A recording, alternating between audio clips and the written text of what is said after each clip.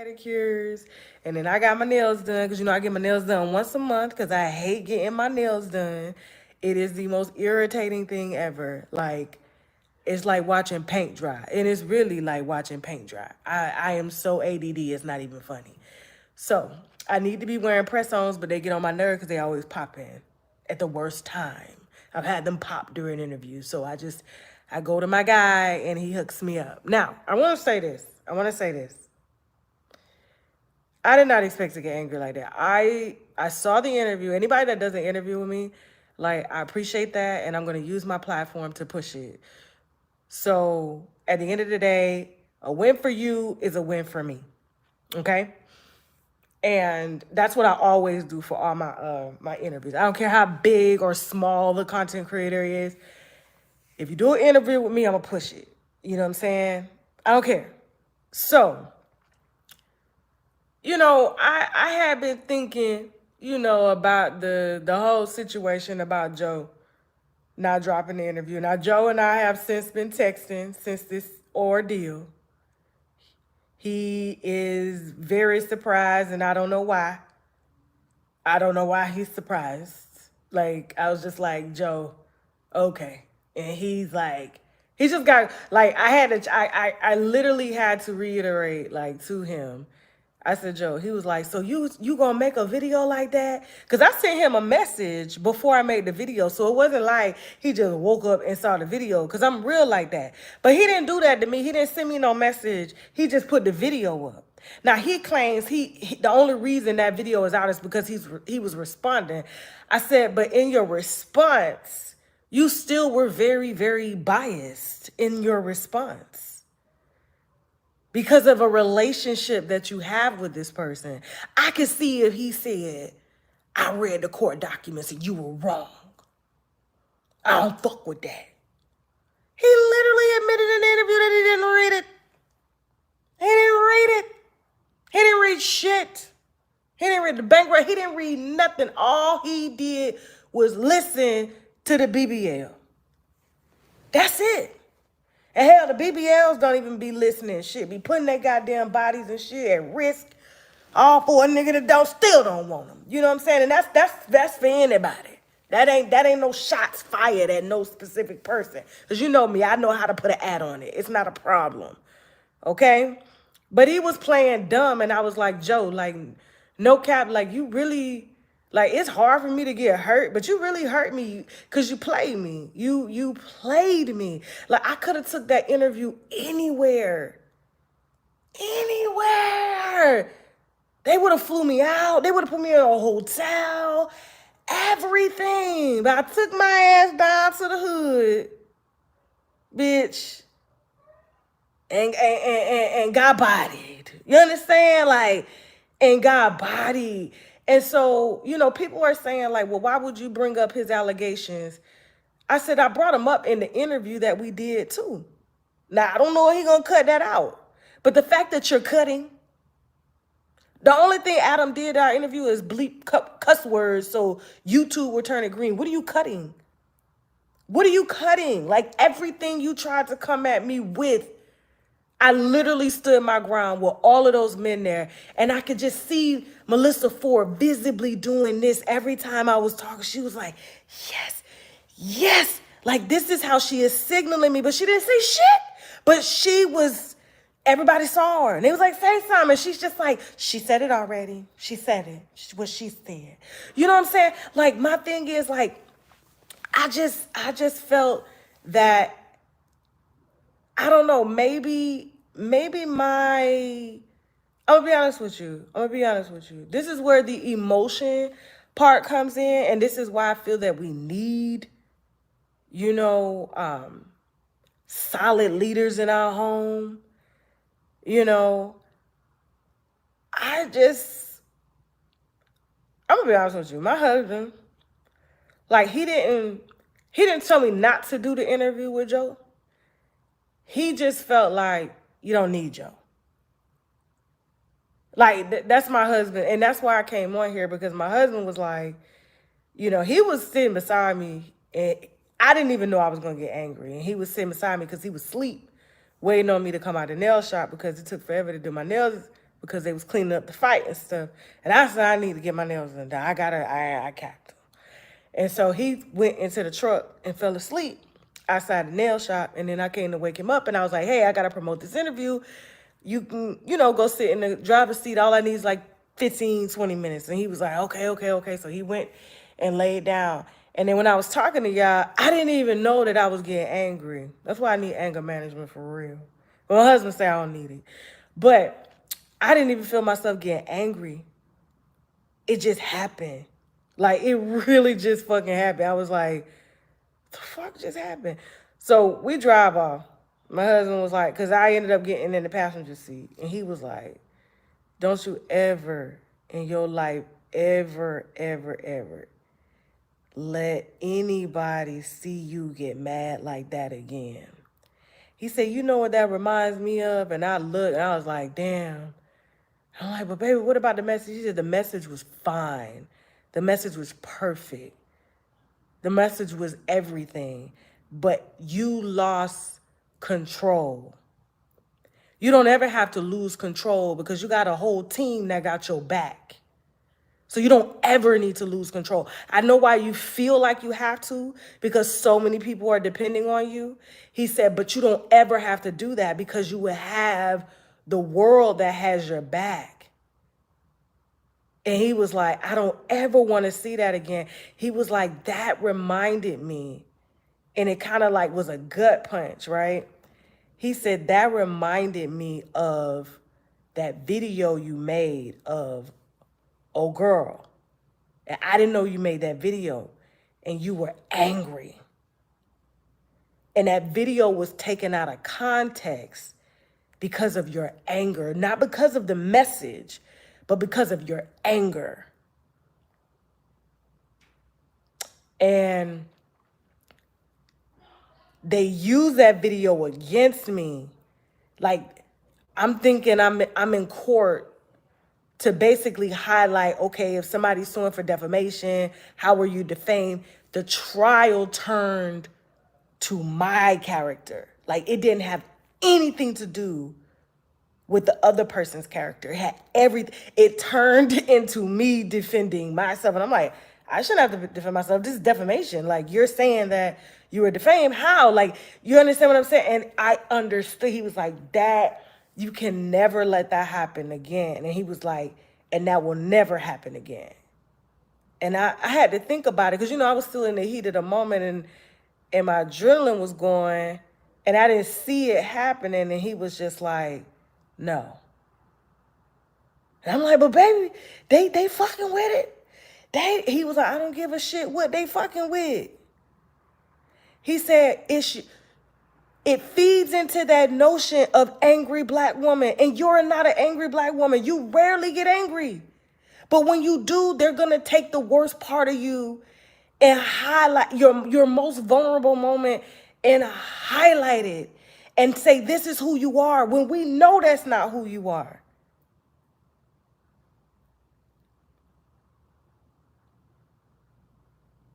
And I said, damn. Like, and he was like, and I told you, you do not need Joe. You don't need any of the, you have made it this far without sitting on a single platform. You have made it to every mainstream media platform in the world. And they're talking about your stories, not just about your quirky, but everything that you're doing. They're reporting what you report and giving you credit back to your platform. You have made them change the way that they do news. Every time you see a new platform popping up, they got your shit in it. And I was like, he's right. He's right.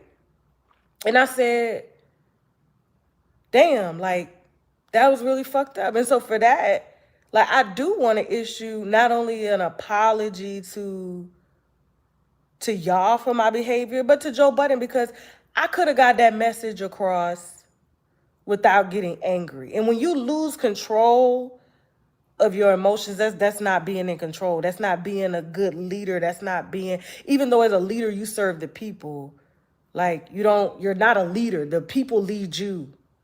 It doesn't matter how big the platform is. And so, and there was a couple things that I learned in this moment. Like, I'm so pro-black, y'all. I'm so pro-black. I'm not racist against white people. I'm just so pro-black. Because I know, like, and I'm going to be honest with you. I remember wanting to be in radio so bad. I'm not going to cry. The first time I picked up a mic, because I remember I used to watch, like, comedians and stuff. And I used to get, like, they ain't telling a joke right. Da, da, da, da, da. But I didn't know that the hate was really inspiration. You know, Ricky Smiley, Jamie Foxx, Eddie Murphy, Wanda Sykes, Monique when she was good. You know, I don't think she's good no more, but she's still a legend. Some more, all of them. But I didn't know that that's the reason I was getting so, you know, why they say it like that? And then it will immediately inspire me to start writing. Anytime I see comedy, I watch comedy all day, every day. I go to comedy shows everywhere. I'll be in comedy shows. People won't even know that I'm sitting in their show. You know what I'm saying? And it inspires me to write and to be better at what I'm doing and to have the courage to do it. And, you know, I would just,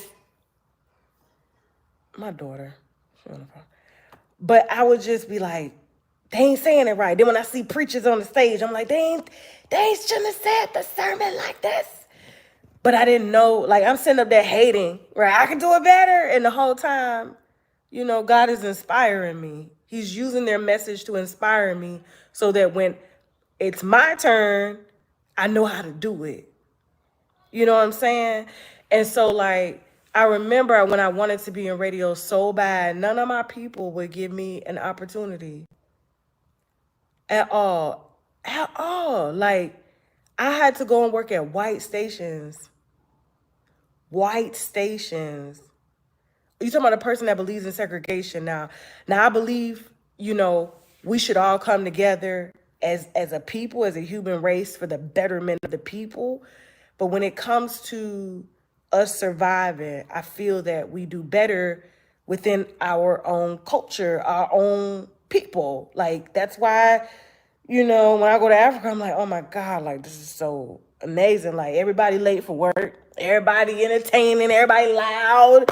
I just feel at home, you know what I'm saying? But I don't feel that way when I'm in Europe. Europe is very calm, very, very meek, you know. Or when you go to Asia, it's just like, I just feel better with my own. I thrive better with my own, and I get to learn more about myself. But it doesn't make me racist. Like, I don't preach hate. I don't believe in murder. I don't care if you white, black, Asian. If I see you and you my black man and you kill somebody and I know you did it, I'm going to tell on your ass. That's how I am. Right is right, wrong is wrong. But I do feel that as a people, we thrive better amongst each other. And so, you know, at the end of the day, Joe is still a black man. He feel how he feel. That's cool, but my message could have been, I didn't have to take that angry black woman approach. I didn't have to take that angry black woman approach. I didn't. And my husband is absolutely right. And then I said something and it really pissed him off. I was like, they trying to blacklist me? And he was like, what? He just pulled the damn truck over. He was like, wait, what? And I'm like, yeah. He was like, how the fuck they blacklist you and you trending every day? And I was like, yeah, but they trying. He was like, that shit is out the window, Tasha. He was like, that shit is out the window. There's no more blacklist. There's no more none of that. Like, you put a seat at the table. It's what the viewers want. Who gives a fuck what these powers to be want? It's what the viewers want. And the viewers want you. They want you. Look at Cat Williams. He ain't never hosted no Golden Globes or no Oscars or nothing like that. But the motherfucker's selling out tours. You know? And he was like, so are you really, like, losing anything?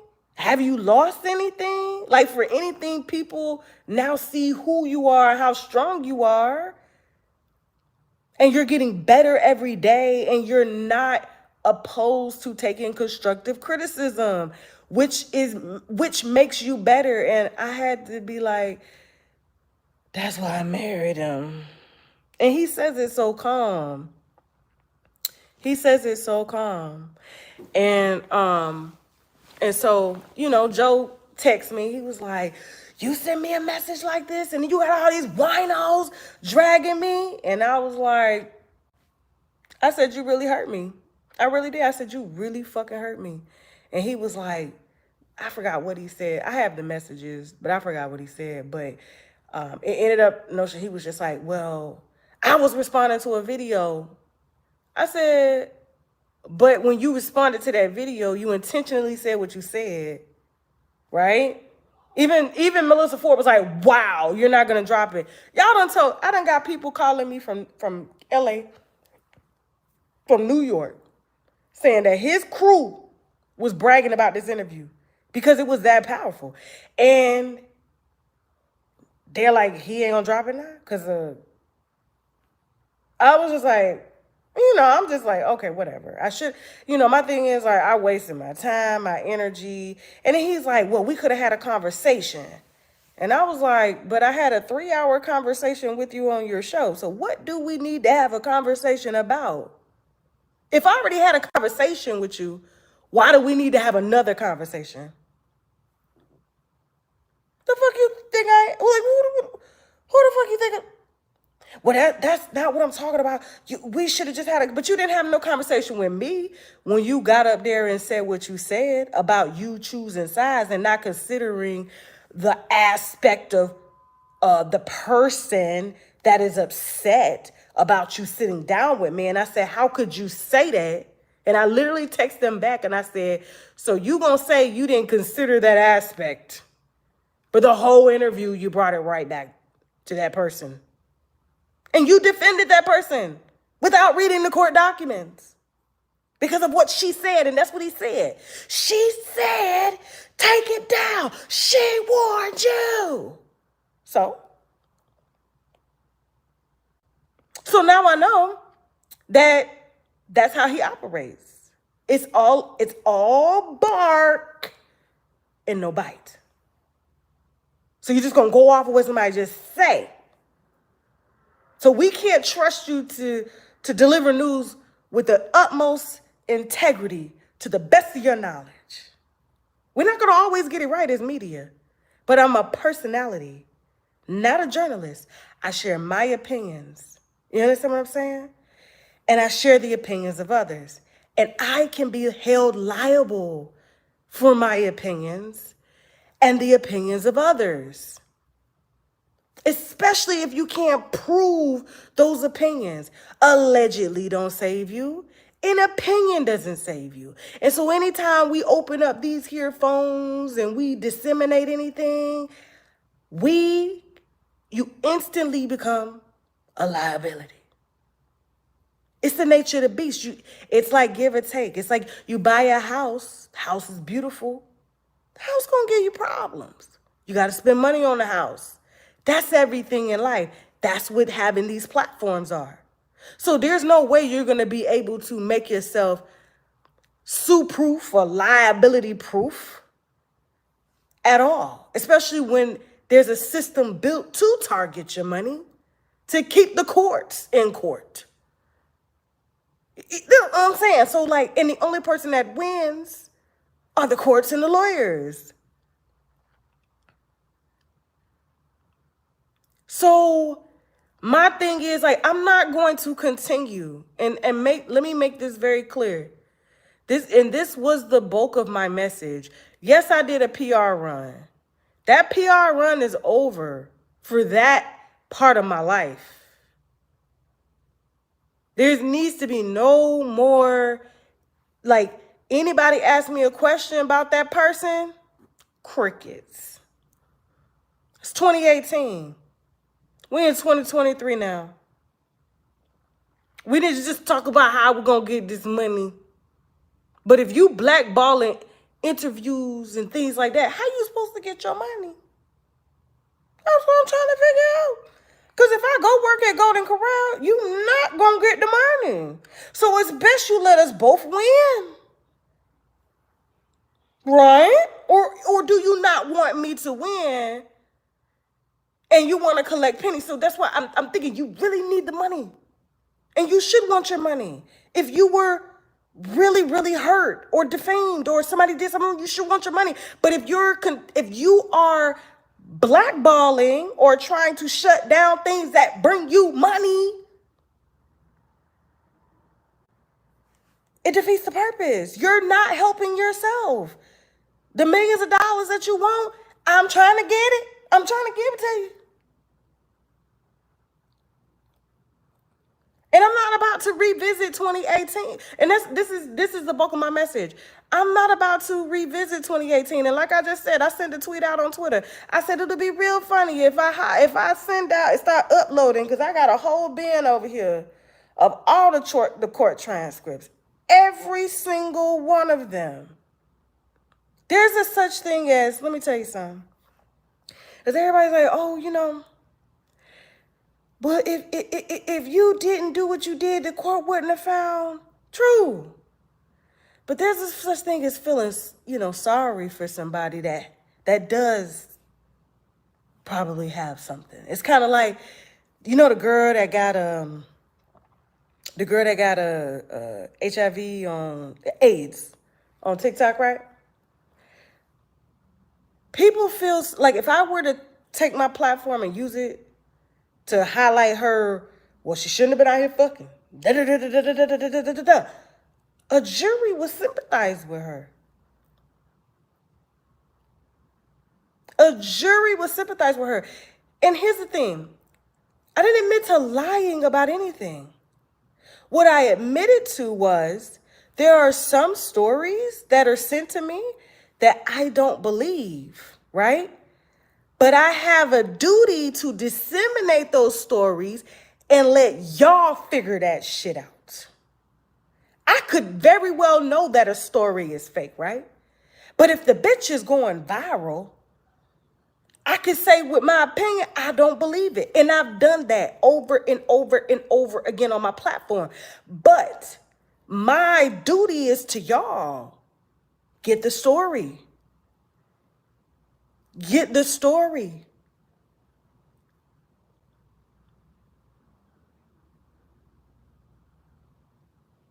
And this ain't got nothing to do with nobody's sexual health. But what I'm saying is, if, let's just say hypothetically, I went to court with somebody that had AIDS, right?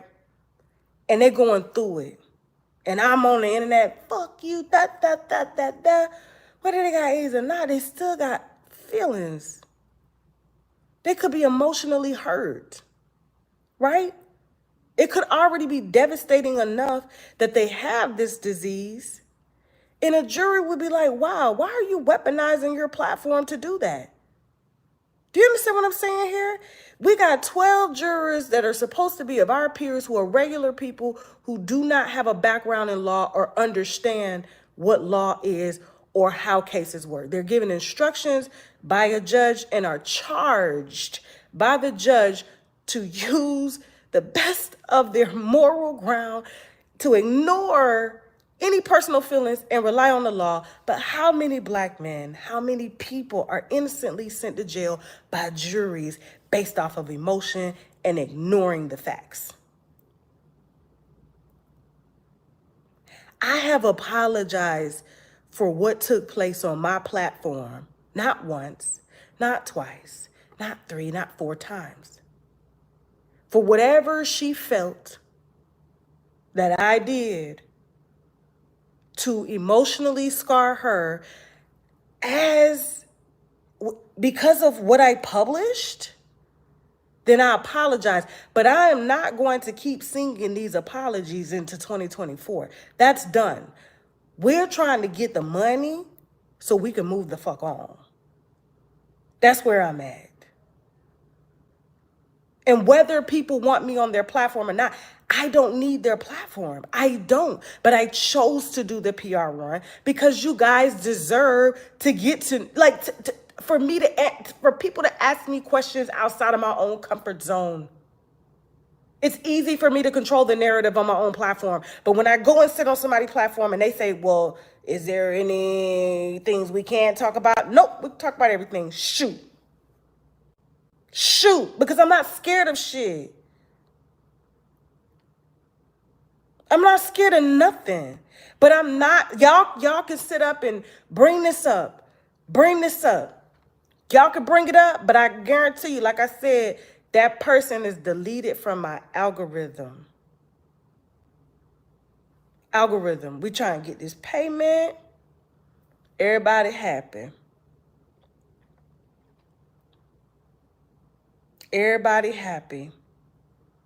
Okay? But I am not, because I'm not a criminal. I haven't broken any laws. This was a civil matter between two civilians.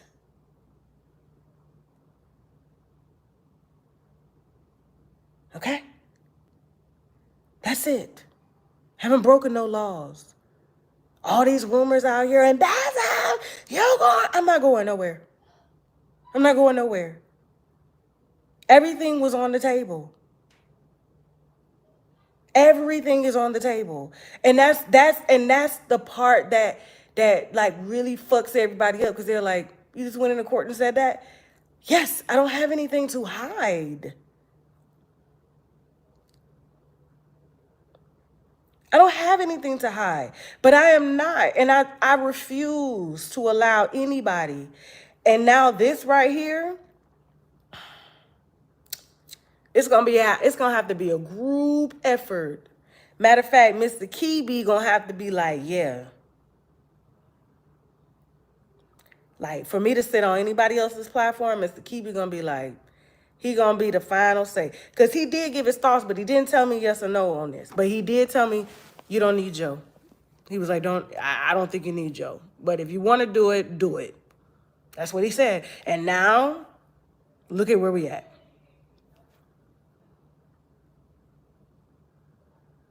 You know what I'm saying? So, yeah. So, one thing I appreciate about myself is that, you know, I'm vulnerable enough and humble enough to put it all out there and to say where I fucked up, you know? And I can see, even though I feel in my heart that I did nothing wrong, right? However, because I like to empathize with people, I can see now how something like that being published on my platform would hurt anybody. But remember, defamation has to do with you were defamed, someone maliciously targeted you, meaning or woke up and said, I'm going to fuck up this bitch's career, right? Even though that's been done to me, right? But I'm just a little tougher. I got a little, my skin is thick, right? I'm just going to do this. And did you actually lose money? Did she take money out of your pocket? Did I ruin your family? Did I ruin your reputation? None of that happened. You continue to soar. And I'm not, like I said, not going to, like I said, the name is deleted. The husband name deleted. The baby's name deleted. Not because I was court ordered, because I was never court ordered. Got the court records right there behind the couch. But because God had a conversation with me and was like, listen now, I got something bigger. Okay? And I can't get it to you if you stuck in the past. Okay? If you stuck, it's like you trying to get into a new relationship with a nigga, right? And you can't because you stuck on that other nigga and what he did to you. That's what God trying to tell me. You got all this laid out in front of you and you can't accept it because you can't let go of the past. That is 2018. Almost 6 years. Before you know it, 10 years are going to pass you the fuck by.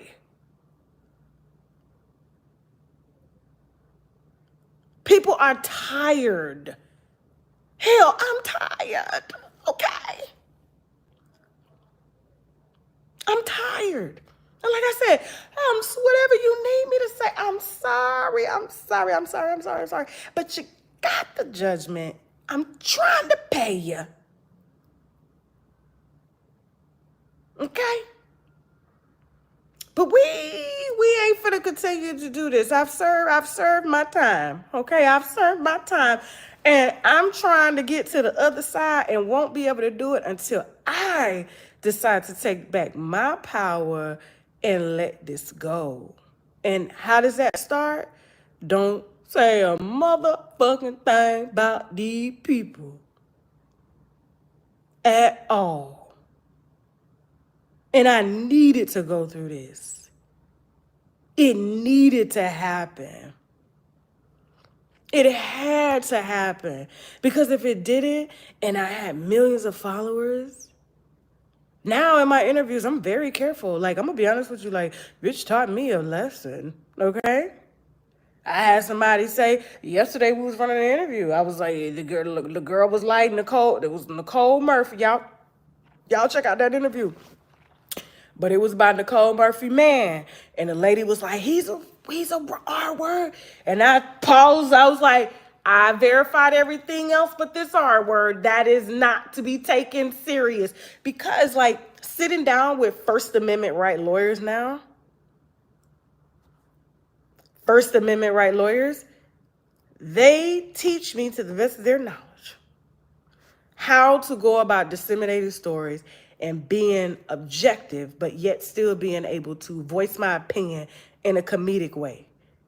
This was the best lesson that I needed. And that's why I said, I couldn't have gotten this in law school. I had lawyers, they didn't get it in law school, okay? I couldn't have gotten this in journalism school. What I got was me being dealt life, and I had to figure this shit the fuck out and eat the L. I'm eating the L. But was it really an L though? Because, like, in hindsight, it made me better. Am I perfect? No, but it made me better.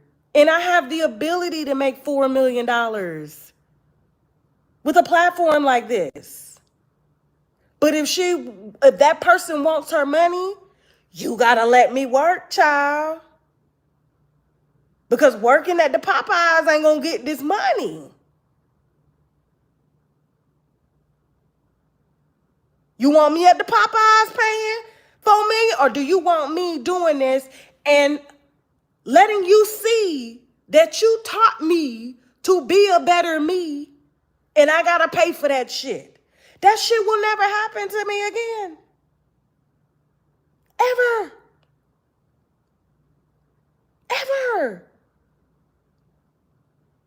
And I'm sure a lot of people that have watched me go through it won't let it happen to them either. For the simple fact that it happened because we are new media. This is digital media. This is the first time this has ever happened. To this extent. Me, Alex Jones, you know.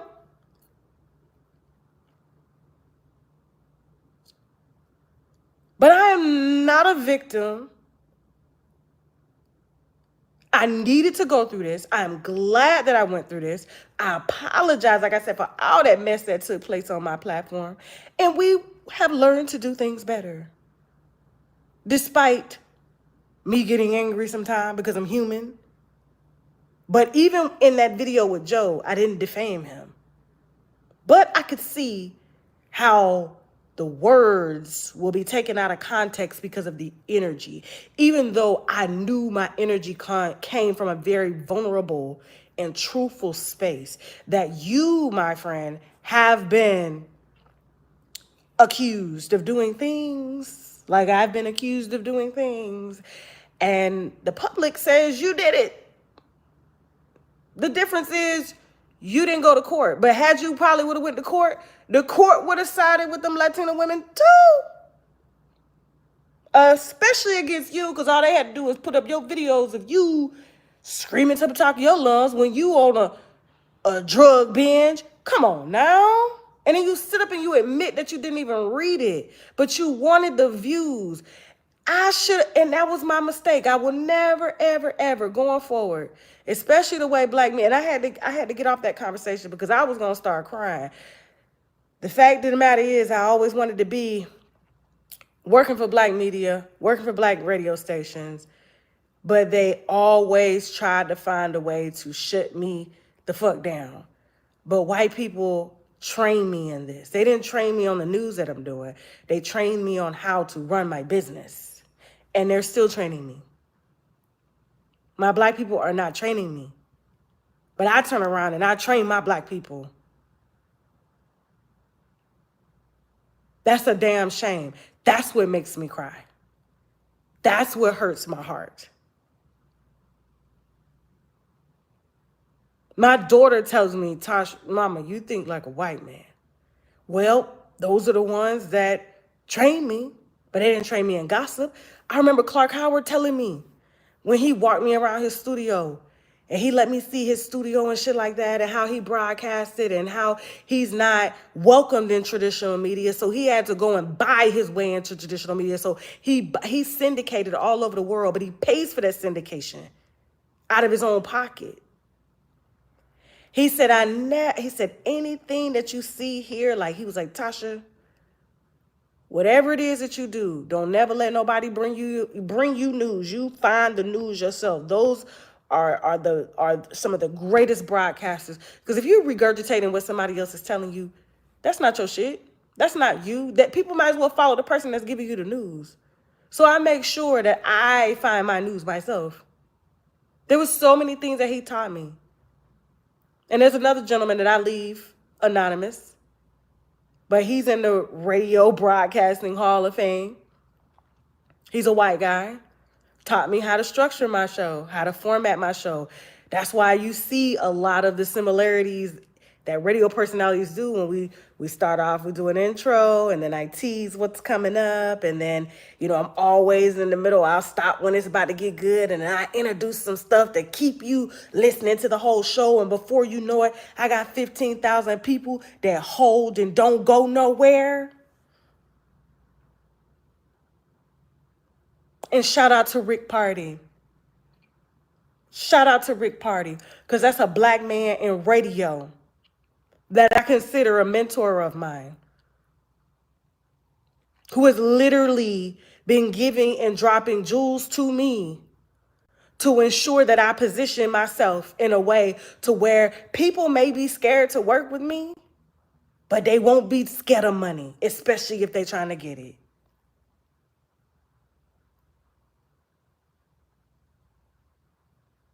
So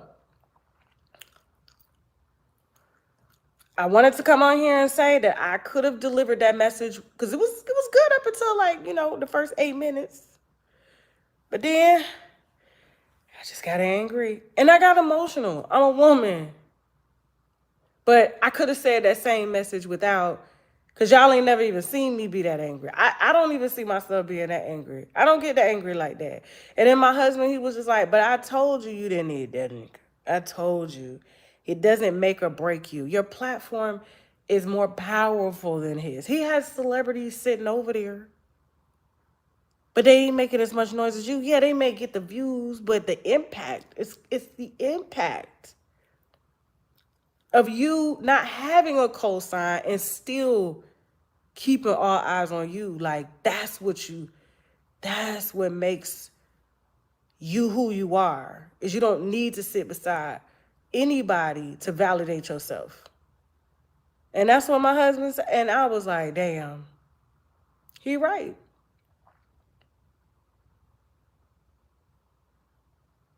He right. So, you know, but like I said, Joe texted and he was like, you know, trying to play stupid. Like, well, I didn't consider that aspect. And I'm like, yes, you did. You knew who the... You came up with the questions, nigga. So how you gonna say you didn't consider that aspect? Come on now. Like, just be honest and just say, yeah, I like her better.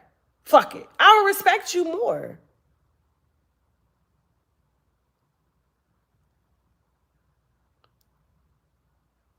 So, it's all good, though. It's all good. I'm, just reflecting on life, and I was thinking about removing the clip. What y'all think? Should I remove it or let it stay? Or just not let it happen again? Huh? What y'all think? Should I remove it? Because I really don't want people to get the wrong idea, especially if it's their first time coming to my channel and people don't know what's going on. Y'all say remove it, stay? My husband didn't tell me to remove it. He just said leave it up, but just don't let nobody see you get angry like that no more. Everybody's saying remove it. Everybody's saying remove it. No, don't.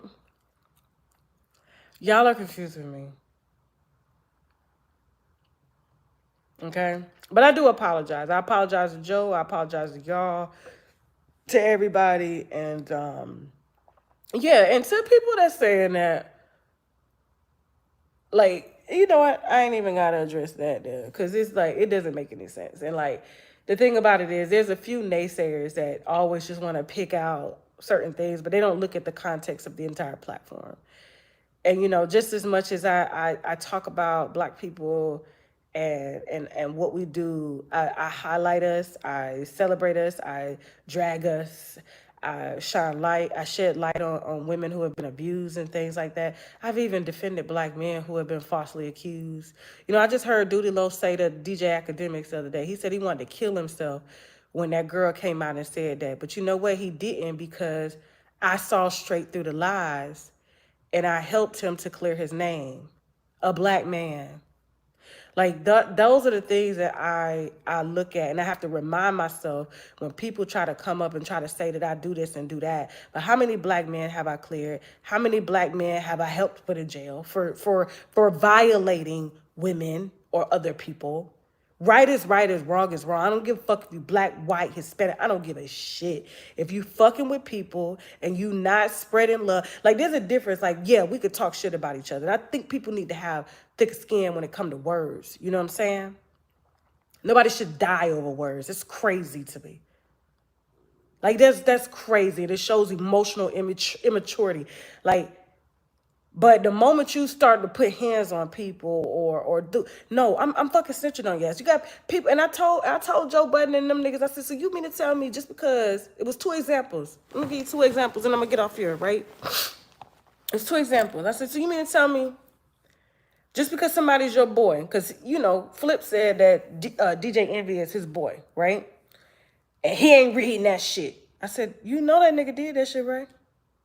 No, he didn't. He said he didn't do it. And I was like, the nigga got 8 lawsuits. Did you read the lawsuits? I'm not reading them. That's my boy.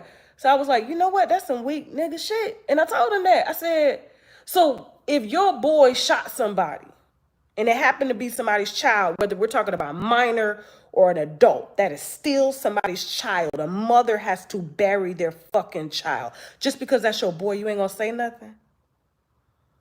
Nope. You a bitch. You a bitch, Flips. Like, you're part of the fucking problem. You're no different than a motherfucker on the train and you seeing a woman getting raped, whether she white or Black, and you mind your business and continue to scroll your phone or record it with your phone instead of stepping in and being a man to say some shit. Like, that's what the fuck I'm talking about. So you would ignore the truth because that's your boy. But would your boy do the same for you? Because I see that with this street code. They be like, yeah, it's the street code. I ain't gonna fucking do this shit. Them niggas, somebody getting in there to sing, bitch. Somebody getting in there to sing in the choir to them crackers that put them charges on your ass. And so while you trying to be, I'm gonna remove it. Because y'all all saying remove it, okay? I'm just gonna take it down. But while you trying to be, oh, Mr. Loyal, There's always gonna be a motherfucker that's gonna do the right thing. That's gonna do the right thing. So, and there was another situation. I asked him. I said about the DJ Envy thing. I said, so you're talking about, oh, I'm tearing black people down, but do you realize the people that are claiming that DJ Envy and Caesar stole from our black people? But because I call Envy out, that makes me a person that tears down black people. But when I'm uplifting and giving a voice to the people who have been shut down because he is a public figure, that am I against my people? What am I doing now? What do you call it? You got lawsuits being filed, but you won't say nothing because that's your boy.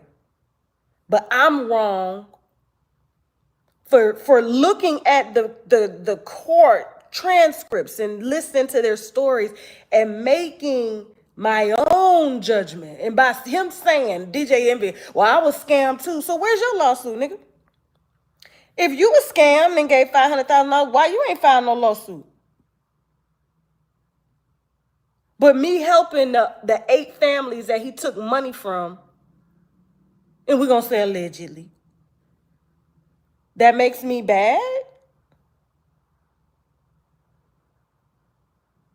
Because you protecting the boy that shot him, and I want to protect the family?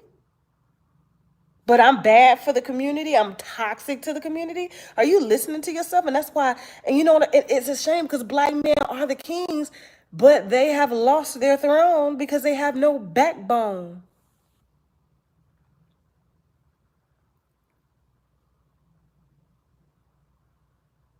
I'm just saying, black, brown, minority, whatever. That's all I'm saying. So, like, the thing about it is, it's like, people love to sit up and say, oh, Tasha this, Tasha that, Tasha this, Tasha that, or you break down the community, you do this. Well, what about all the times that I'm thinking about the bigger picture, all these people that's victims? Bitch, I stand for victims over here. And they black. The last time I checked, brown, women, children, men. But we got this snitch code. I'm not from the streets. I'm a snitch on your ass. I am not from the streets. And if you like killing black people, you like hitting that gang life, I'ma sure call the gang feds, and I'ma let them put you in a gang jail and let them gang rape you, bitch. That's what I'ma do. And I'ma laugh about it. We're safer. Now we can let the black people out here that are really trying to keep us safe. One bad egg off of the street. Because the last time I checked, only people that's trying to kill black people are the ones that are really against black people. Now, those are the racists, okay? But y'all don't want that conversation? Or do you want that conversation? Because the last time I checked, how dare you sit up as a black man and try to say I tear the community down, but I ain't got one body on me. I ain't got no record of me running up, sending women or men to beat up people, or supporting gangs that kill people. But this is who you support. And to me, that's racism. That is genocide against our race. When you purposely don't say anything because it's your friend. But black kids are dying every day. And in the name of street code, you're not going to say anything. You need to be off the streets, bitch. Yeah. And it's motherfuckers like me that's going to put you off the streets and into a house where you belong. It's called a jailhouse. So yeah, R. Kelly where he's supposed to be. You understand? And if anybody else want to threaten me, want to do whatever they want to do, let me tell you something. Like I said, I got a special agent in New York. I got one in California. I got one in Florida. I got one in Georgia. I got one in Chicago. And they love a good nigger. Like I said, that's got a fat ass and thick thighs. It's going to feed those other men. in jail who crave to be with a black woman. So they have to settle for your big ass and your thick thighs and, thighs rubbing together and shit and your asshole. They're gonna love that. Now that's street code. Yeah. Yeah. But you want to talk about I'm tearing the community down. And that's the gist of what the conversation was. But you want to say I'm tearing the community down. I'm tearing the community down. But you literally won't snitch on somebody that killed somebody in your community. Man, y'all, listen. That's why they don't like me.